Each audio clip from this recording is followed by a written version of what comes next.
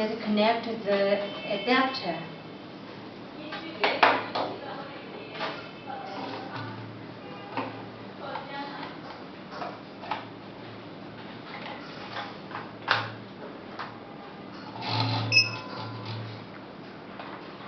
Okay, done. Now we can see the parameters in the big LCD display. Every data is very clearly to show on here.